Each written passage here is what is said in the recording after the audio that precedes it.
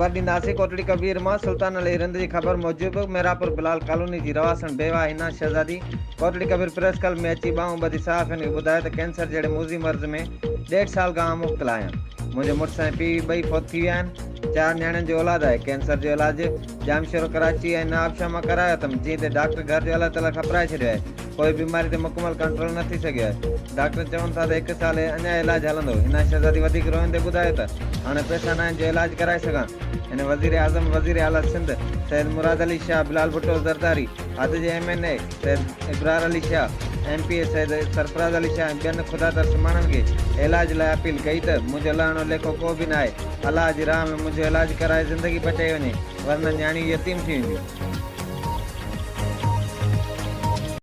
मज़लूम मारवाड़नि जे हक़नि जो आवाज़ पहुचाए आला ऐवाननि ताईं। ॾिसंदा रहो